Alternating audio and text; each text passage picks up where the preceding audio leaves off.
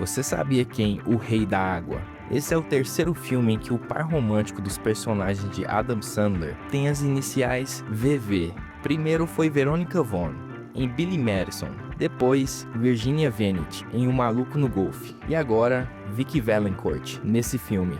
A personagem Vicky Valancourt, interpretada por Fairuza Balk, tem uma tatuagem de um triângulo invertido, um símbolo da alquimia que significa água, que deixou Bobby Boucher completamente encantado por ela. A ideia para o filme nasceu de personagens e músicas criadas por Adam Sandler. Bobby Boucher é uma mistura de dois personagens dele no Saturday Night Live, Canteen Boy e Cajun Man.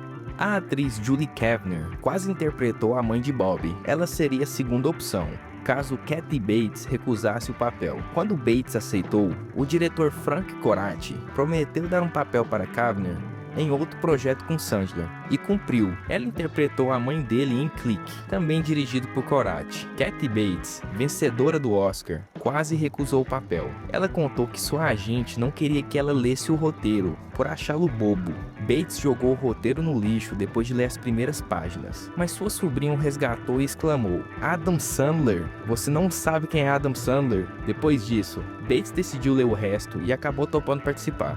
Esse foi o primeiro filme de Adam Sandler a contar com Rob Schneider, além de marcar a estreia de Henry Winkler em uma produção com ele. Winkler comentou que jogadores universitários de futebol americano já contaram que seus técnicos costumavam passar O Rei da Água no ônibus antes das partidas. Sandler também revelou que idolatrava Henry Winkler quando era criança, por causa do seu personagem Fonzie em Happy Days, e que tentou várias vezes fazer Winkler repetir falas parecidas com as do Fonzie durante as filmagens. Em 2018, a Adidas conseguiu os direitos com a Disney e começou a vender camisas oficiais do Mud Dogs, o time fictício de Bobby Boucher. Curiosamente, o pai de Bob foi interpretado pelo próprio diretor Frank Coraci, que é apenas 7 meses mais velho que Adam Sandler. O filme se tornou a comédia esportiva de maior bilheteria da história, e outro longa de Sandler, Golpe Baixo, ocupa o segundo lugar. Foi também o primeiro filme de Adam Sandler a ultrapassar 100 milhões de dólares nas bilheterias dos Estados Unidos.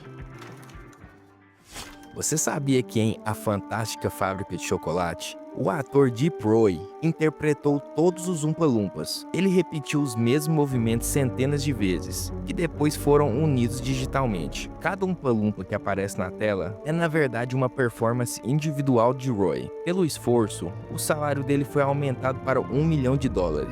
Outro detalhe é que Tim Burton quis que os 40 esquilos da sala de nozes fossem reais, e não feitos por computador. Os animais treinaram por 10 semanas antes das filmagens, desde filhotes alimentados na mamadeira para criar vínculo com os treinadores. Eles aprenderam a sentar num banquinho azul, bater na noz, abrir e colocar a castanha em uma esteira. E claro, algumas cenas foram complementadas com CGI animatrônicos, mas nos closes os esquilos eram de verdade.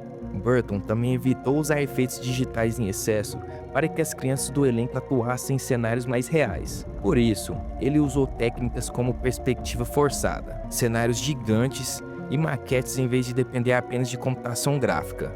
As letras de 4 das 5 músicas do filme foram escritas pelo próprio Roald Dahl, autor do livro. Ele já tinha fama de criticar crianças mimadas, gananciosas, ignorantes ou viciadas em TV. Exatamente a inspiração para Augustus, Veruca, Violet e Mike. A atriz Anna Sophia Robb, que fez a Violet, contou que teve muitas dores na mandíbula de tanto mascar chiclete. O pai dela dizia para não fazer barulho mascando, mas os diretores pediram justamente o contrário. Já Johnny Depp topou fazer o papel Willy Wonka sem nem ler o roteiro, decidido a criar uma versão totalmente diferente da que Gene Wilder fez no clássico de 1971. Para ele, a atuação de Wilder era única e não deveria ser copiada.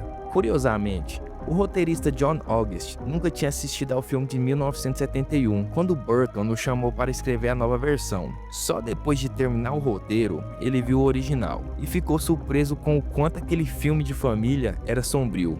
As cenas do passado de Willy Wonka, incluindo o enorme aparelho dentário que ele usava, não existem no livro. Foram invenções inspiradas na própria infância de Burton. Tem mais, no filme, o pai de Willy diz que algumas pessoas são alérgicas a chocolate. Isso foi baseado em Johnny Depp, que quando criança realmente tinha alergia a chocolate. No momento em que Willie faz as pazes com o pai, Charlie repara que a parede da casa dele está cheia de recortes de jornais e embalagens Wonka guardadas como lembrança. Essa ideia veio da vida real. Aconteceu algo parecido quando Burton visitou a mãe após anos de afastamento e viu pôsteres e ingressos dos filmes dele guardados com carinho. Outro detalhe curioso, o pai de Charlie trabalha numa fábrica de creme dental chamada Smilex, o mesmo nome do gás venenoso usado pelo Coringa em Batman, também dirigido por Burton. Os executivos da Warner Bros. Queriam cortar o Sr. Bucket do filme, para que Willy Wonka virasse uma espécie de pai para Charlie, como foi no longa de 1971, mas Burton recusou, achando que Wonka jamais seria um bom pai. No quarto de Charlie, dá pra ver que ele guardava todos os papéis de barra de chocolate que já comeu, como se fossem troféus. E falando em chocolate, Burton quis que o rio de chocolate fosse denso e cremoso, bem parecido com chocolate de verdade, nada daquela aparência de achocolatado líquido que vimos em 1971. E por fim, a Nestlé forneceu 1.850 barras de chocolate de verdade para o filme. Você sabia que em Marcados para Morrer, os atores Jake Gyllenhaal e Michael Pena passaram 5 meses treinando com a polícia de Los Angeles, fazendo turnos reais de 12 horas ao lado de oficiais em serviço. Durante o primeiro acompanhamento de Gyllenhaal, ele chegou a testemunhar um assassinato de verdade. Jake Gyllenhaal foi o primeiro ator escalado para o filme. Ele recebeu o roteiro, leu tudo em apenas 1 hora e imediatamente ligou para o diretor David Ayer, dizendo que precisava fazer parte da produção. No início, Gyllenhaal e Pena não se davam muito bem, mas à medida que o treinamento e as gravações avançaram, eles criaram uma forte amizade, refletindo a química que vemos na tela. Grande parte das piadas e provocações entre eles foi totalmente improvisada pelos próprios atores. Como parte da preparação, os dois foram eletrocutados com tasers, já que isso faz parte do treinamento real da polícia. Ao contrário dos rumores de que todo o elenco passou pela experiência, Anna Kendrick afirmou que não participou e que, sinceramente, ninguém deveria ter aceitado fazer isso.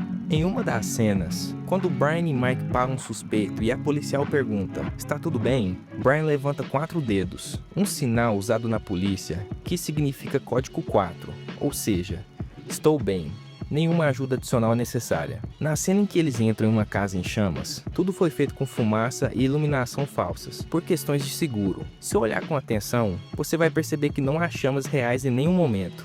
A maior parte das cenas foi gravada com 4 câmeras ao mesmo tempo. Uma delas era de mão, operada pelo próprio Gyllenhaal, enquanto outras ficavam presas aos coletes dos personagens. Algumas sequências inteiras foram filmadas apenas por ele, como parte da proposta estilo câmera de corpo do filme. Na cena final da perseguição, quando a viatura bate na van, o acidente não estava no roteiro. Michael Pena realmente colidiu por acidente. O diretor havia removido os freios ABS do carro para evitar tremores na câmera, e os atores não sabiam que o asfalto havia sido recentemente repavimentado. Quando Pena freou, o carro deslizou por cerca de 45 metros, atingindo a van e acionando os airbags de verdade. Dentro da casa onde os policiais encontram pessoas sequestradas, há estátuas da Santa Muerte, uma figura sagrada venerada por integrantes de cartéis e grupos criminosos no México e nos Estados Unidos. Um detalhe autêntico e sombrio inserido propositalmente no cenário. E por curiosidade, a cena em que os policiais enfiam a cabeça nos freezers de uma loja para se refrescar é algo que realmente acontece. Policiais em regiões quentes fazem isso porque o colete à prova de balas acumula calor e pode causar queimaduras na pele. Alguns até instalam mangueiras conectadas ao ar-condicionado dentro da viatura para se resfriarem entre uma ocorrência e outra. Você sabia que em A Rede Social, Jesse Eisenberg, diagnosticado com transtorno obsessivo-compulsivo, revelou em uma entrevista que uma das maiores dificuldades do papel foi ter que falar e agir de um jeito que ele sempre tentou evitar em sua vida real. Para se preparar, Eisenberg leu a ficha de inscrição de Mark Zuckerberg para a faculdade. O texto falava sobre sua paixão pela esgrima, então o ator fez algumas aulas. Ele percebeu que isso mudava sua postura e movimentos, e levou esse detalhe para a construção do personagem. O próprio Zuckerberg disse que não pretendia assistir o filme, mas acabou levando alguns funcionários para ver. Depois, contou que apesar das imprecisões da história, pelo menos acertaram no figurino. Quase todas as roupas usadas no filme já tinham sido vistas em fotos reais dele. Andrew Garfield, antes de ser escalado como Eduardo Saverin, chegou a fazer teste para viver Zuckerberg, mas o diretor David Fincher achou que Garfield transmitia emoção demais para um personagem tão fechado. Curiosamente, Essa transição ajudou Garfield, que diz ter entendido melhor a relação entre Eduardo e Mark. Durante as filmagens, Eisenberg e Garfield se tornaram grandes amigos, o que deixou ainda mais difícil encenar os momentos de rivalidade intensa entre seus personagens. Já os gêmeos Winklevoss precisaram de truques de edição. Como não encontraram atores gêmeos idênticos, Fincher escalou Armie Hammer como Cameron e Josh Pence como Tyler. Em várias cenas, o rosto de Hammer foi digitalmente colado sobre Pence, além de técnicas de tela dividida. Para dar veracidade, os dois passaram 10 meses em um treinamento de gêmeos, copiando gestos e expressões. Armie Hammer também precisou comer muita comida para não emagrecer com os treinos pesados de remo. E para piorar, David Fincher fazia dezenas de tomadas. Em uma cena simples, por exemplo, em que Hammer dava apenas uma mordida em um hambúrguer, ele já estava estufado quando finalmente terminaram a cena. Um detalhe curioso é que o banner original do Facebook trazia o rosto estilizado de um jovem Al Pacino, criado por Andrew McCullum, amigo de Zuckerberg. No filme, esse detalhe foi adaptado e usaram o rosto de Jesse Eisenberg no lugar. E mais, David Fincher proibiu os atores de conhecerem seus verdadeiros personagens da vida real antes do fim das filmagens, para que não fossem influenciados. Você sabia que em Os Excêntricos Tenenbaums, Gene Hackman quase recusou o papel? Em entrevistas, ele contou que ficou receoso porque em alguns momentos da sua vida também havia sido insensível com sua própria família. Antes de aceitar, ele chegou a perguntar aos familiares se não ficariam desconfortáveis em vê-lo interpretar um personagem assim. Todos disseram que ele deveria aceitar o papel. O diretor Wes Anderson revelou depois que um dos maiores arrependimentos de sua carreira foi não ter conseguido tornar a experiência de filmar mais agradável para Hackman. O ator já sabia que estava perto do fim da carreira e queria se divertir nos últimos projetos, mas acabou achando as filmagens cansativas e pesadas. Em certo momento, no meio do set, Hackman reclamou em voz alta: "Ei, Wes, você disse que isso seria divertido e relaxante para mim, mas eu não estou me divertindo." Anderson confessou que aquilo o abalou profundamente e que, olhando para trás, gostaria de ter feito mais pelo ator. Segundo Angelica Houston, alguns colegas de elenco, incluindo Bill Murray, passaram a proteger Anderson, já que Hackman podia ser difícil de lidar. Murray chegou até a aparecer em um dia de folga, só para apoiar o diretor durante as gravações com Hackman. Em uma entrevista de 2020, Ben Stiller contou que 2 dias antes de terminar as filmagens, confidenciou a Hackman que O Destino de Poseidon era um dos seus filmes preferidos e o que o inspirou a seguir carreira como ator e diretor. Para sua surpresa, Hackman respondeu friamente que aquele filme tinha sido apenas um trabalho por dinheiro e se afastou, tratando a admiração de Stiller com desdém. O ator confessou que ficou muito triste com a reação.